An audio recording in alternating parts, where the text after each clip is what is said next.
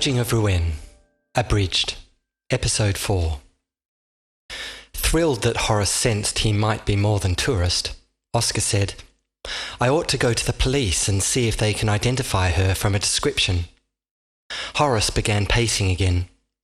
"No, I don't think that wise.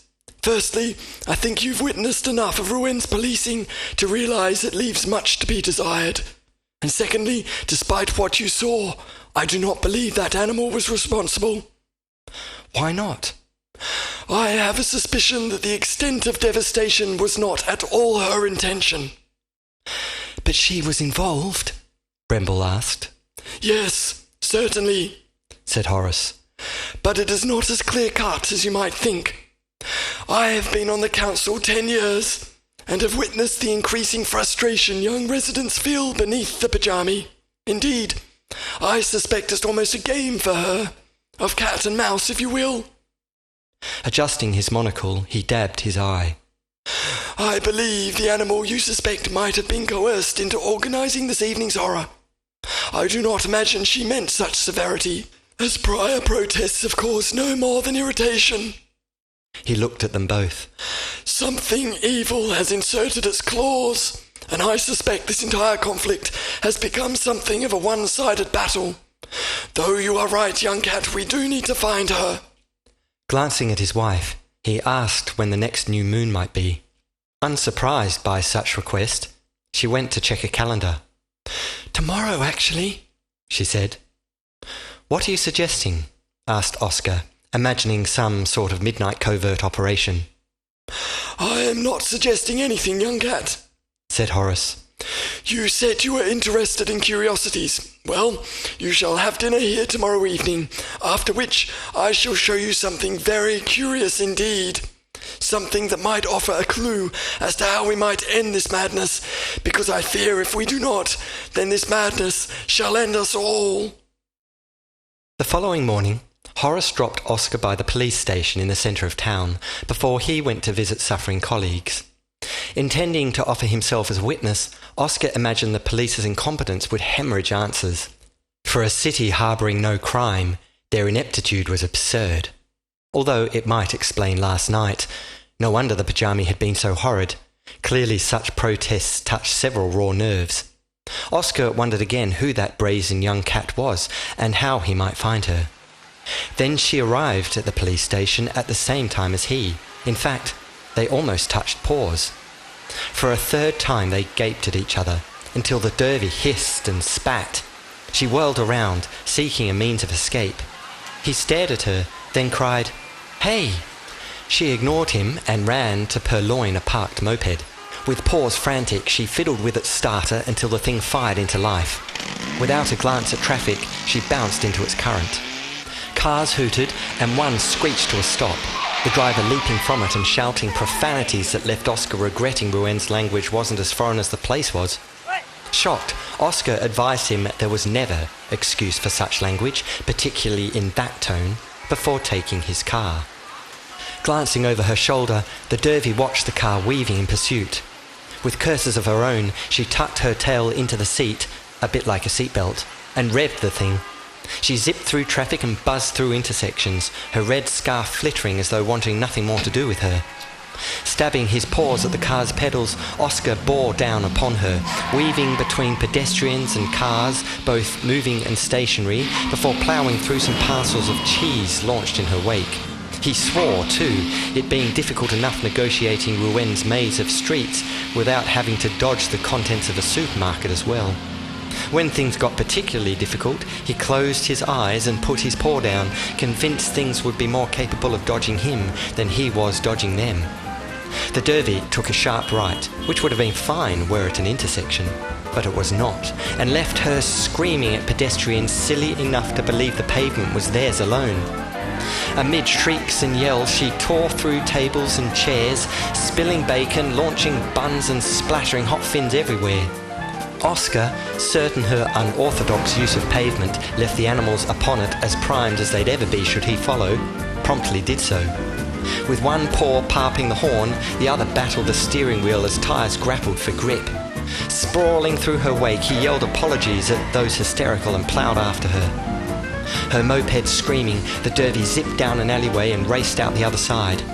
Bouncing through a break in traffic, she wobbled onto pavement again before disappearing into a laneway. Over cobbles and through gutters, bumping over bricks and fallen plaster, the derby raced her one-geared steed.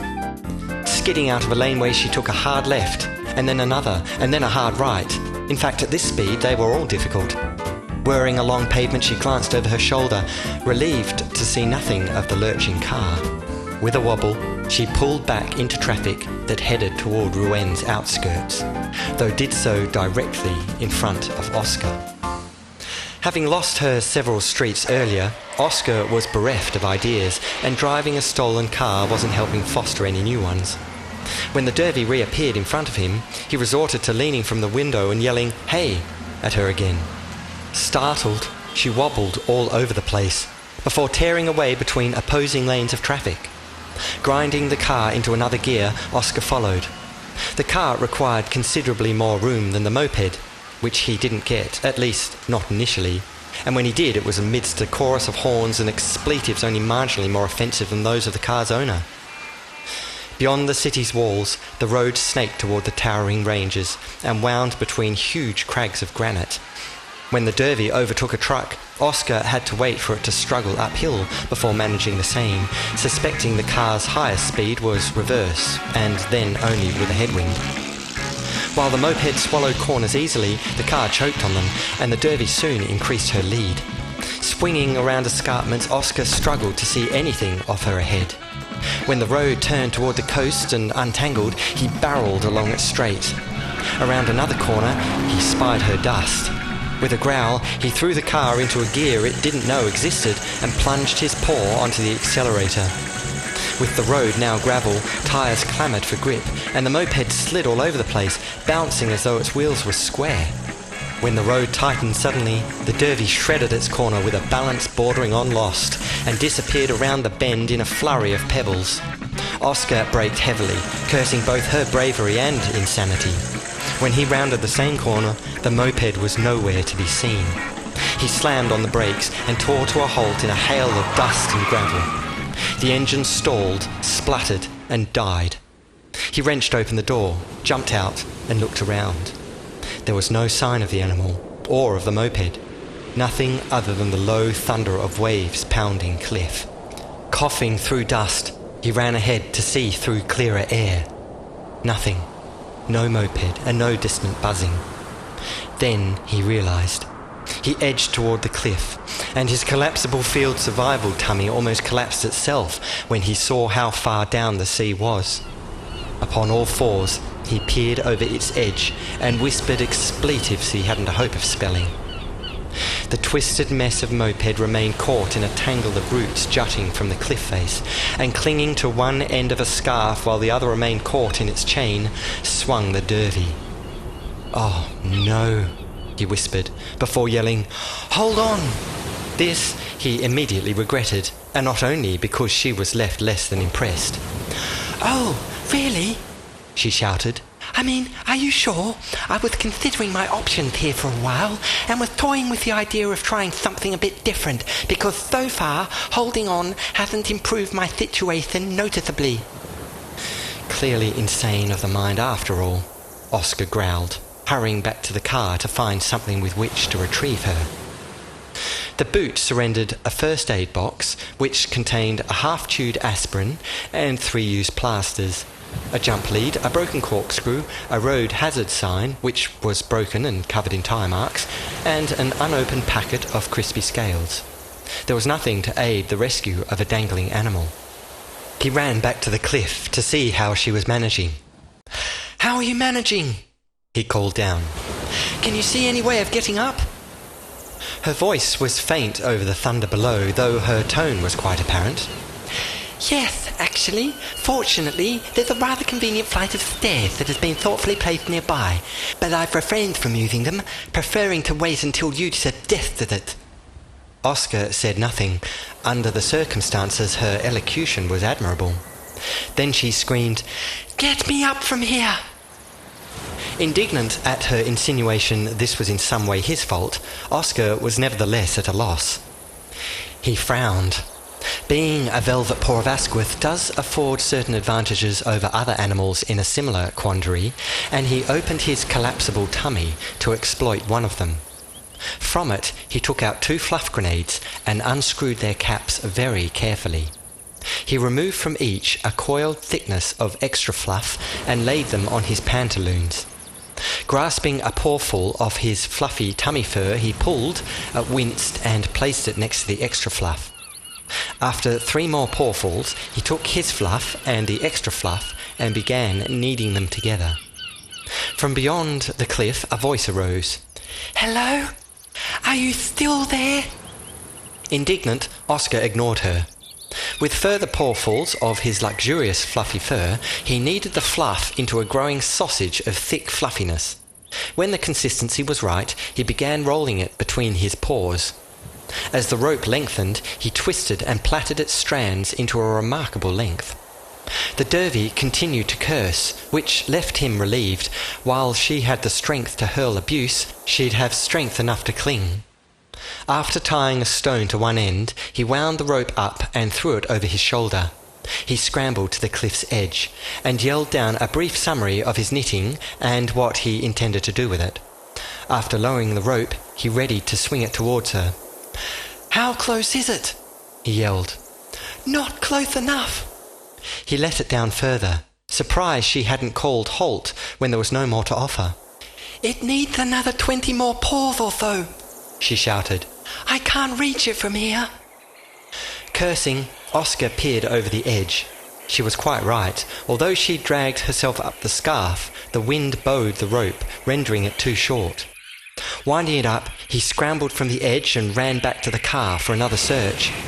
The jump lead wasn't nearly long enough, and there was nothing resembling a vine either in the boot or on the roadside.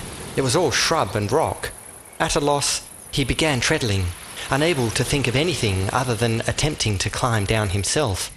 The notion made his tummy do unsocial things, which would only compromise their eventual acquaintance.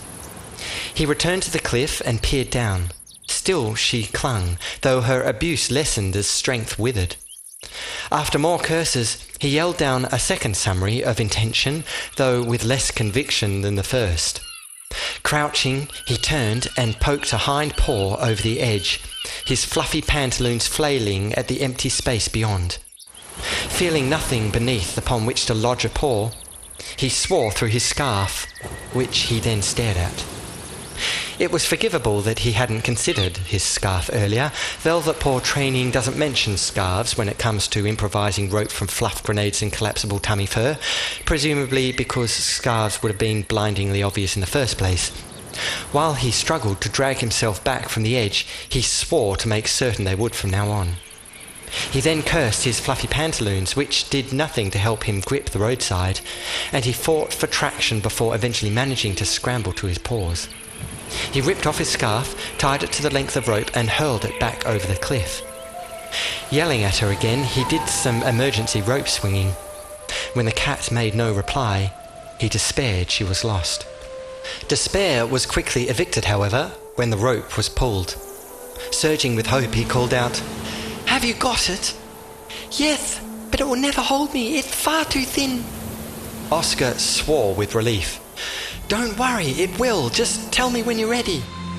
She did, and with all his might he scrabbled back toward the car, pulling until the cat rose into view. Grabbing at the cliff herself, she struggled over its edge until able to collapse upon it.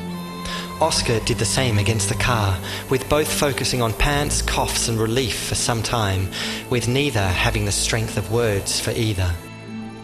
Eventually, flopping a paw onto her dusty tummy, she said, "Thank you."